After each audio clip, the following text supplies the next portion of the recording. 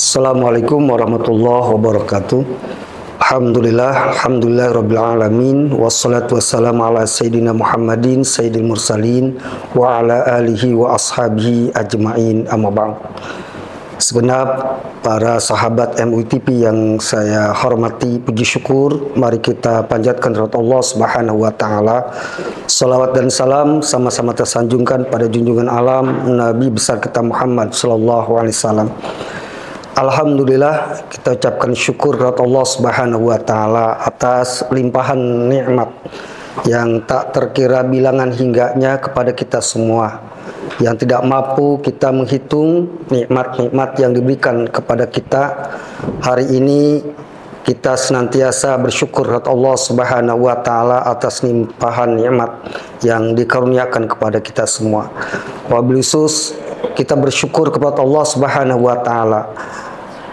Hari ini kita sudah memasuki bulan Rabiul Awal, di mana umat Islam tentu maklum, sejarah mencatat begitu besarnya karunia yang diberikan kepada kita umat Islam dengan kelahiran baginda Rasulullah Sallallahu Alaihi Wasallam di tepatnya pada tanggal 12 Rabiul Awal.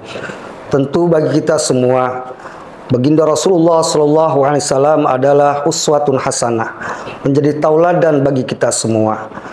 Apapun tentu yang hari ini kita rasakan sebagai kepala rumah tangga, sebagai warga negara, sebagai orang tua, sebagai pejabat, sebagai rakyat, sebagai pendidik, sebagai tokoh, dan apapun itu profesi yang hari ini Allah amanatkan kepada kita semua, maka tentu kita mentauladani Rasulullah Sallallahu Alaihi Wasallam.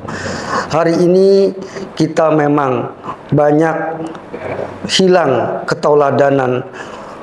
Anak mencari tauladan kepada orang tuanya, tetapi mereka tidak mendapatkan ketauladanan itu.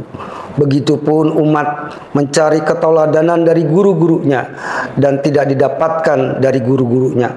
Begitupun rakyat mencari ketauladanan dari pejabat-pejabatnya, namun mereka tidak dapat mendapatkan daripada ketauladanan itu. Ini semua tentu kita muhasabah. Kenapa orang tua tidak menjadikan tauladan bagi anak-anaknya? Kenapa para pejabat tidak menjadi tauladan dari rakyatnya? Kenapa para kiai, para mubaligh, para asatidz, para tokoh tidak menjadi tauladan dari umatnya? Muhasabatun nafsi, untuk mengintrospeksi diri bagi kita semua apa yang sedang terjadi saat ini. Tentu jawaban adalah diantaranya kita terkadang memberikan teori ataupun perilaku yang tidak sesuai dengan kata dan perbuatan, sehingga berkata manis tapi perbuatannya jelek. Ini menyebabkan ketauladanan hilang bagi kita semua. Rasulullah Shallallahu Alaihi Wasallam selalu mengatakan ibda binafsi. Dia memulai segala sesuatu, baru orang lain, baru diajarkan. Tetapi saat ini banyak orang bicara kemana-mana untuk kebaikan-kebaikan, mengajak ta'muruna bil ma'ruf, namun terhadap dirinya sendiri terlupakan. Bagaikan lilin bisa menerangi halayak ramai, namun dirinya terbakar. Inilah menyebabkan ketauladanan hilang pada orang-orang yang mesti menjadi tauladan. Baginda Rasulullah Sallallahu Alaihi Wasallam menjadi uswatun hasanah karena ada 4 di dalam pribadi Rasulullah Sallallahu Alaihi Wasallam yang tentu bagi kita semua harus ditanamkan pada diri kita masing-masing. Sebagai kepala rumah tangga, sebagai suami, sebagai pejabat, sebagai rakyat, sebagai pengusaha, sebagai tokoh, sebagai guru, dan sebagai apapun, hendaklah kita tanamkan kepada diri kita masing-masing 4 sifat yang dimiliki oleh Rasulullah Sallallahu Alaihi Wasallam.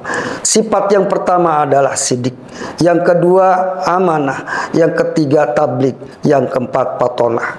Dari 4 sifat inilah kemudian Rasulullah SAW bukan hanya disukai dan didambakan oleh daripada sahabat-sahabatnya, tapi juga oleh orang lain, bahkan musuh sendiri mengagumi baginda Rasulullah SAW. 4 sifat ini perlu kita tanamkan pada diri kita masing-masing. 4 sifat ini yang dimiliki Rasulullah SAW terus kita gelorakan sehingga menjadi tauladan bagi umat, bagi rakyat, bagi anak, bagi jamaah dan lain sebagainya. Tidak mudah memang, tetapi kita harus memiliki dan memulai. Pertama adalah sifat amanah, tabligh, fatonah, dan tentu yang tidak kalah penting adalah sidik. Kejujuran sekarang amat langka. Banyak orang kita mencari mampu, orang-orang pandai dan pintar, tetapi untuk mencari orang-orang yang jujur amat langka. Yang kedua, amanah, menyampaikan. Amanah adalah terpercaya. Tetapi hari ini anak tidak lagi percaya dengan orang tuanya. Bahkan rakyat tidak lagi percaya dengan pejabatnya. Begitupun sebaliknya, pejabat tidak percaya dengan rakyatnya. Orang tua tidak percaya dengan anaknya. Suami tidak percaya dengan istrinya. Hilanglah kepercayaan. Tapi Rasulullah SAW dipercaya bukan hanya sahabat-sahabatnya, bahkan musuh sekalipun hadap Rasulullah sangat percaya karena memiliki sifat amanah. Dan yang ketiga adalah sifat tabligh, menyampaikan. Artinya apapun yang kita miliki, baik itu jabatan, ilmu, harta, dan lain sebagainya, adalah amanah yang perlu kita sampaikan. Jangan pernah hanya memikirkan kepentingan pribadi, pikirkan orang lain. Tapi hari ini banyak orang berpikir, jangankan untuk memikirkan orang lain, memikirkan kepentingan pribadi pun agak sulit dan rumit.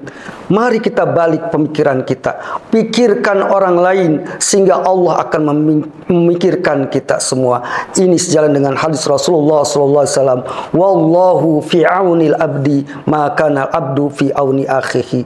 Yang terakhir, mari sifat Rasulullah SAW yang keempat harus kita tanamkan pada diri kita, pada keluarga kita, pada masyarakat kita, pada umat pada umumnya, yakni patonah, cerdas. Bukan hanya kecerdasan daripada EQ-nya, tapi kecerdasan spiritual, kecerdasan sosial, dan mampu membaca. Iqra, bacalah. Bukan sekedar baca buku, baca Quran yang paling penting, tapi bacaan-bacaan yang lain.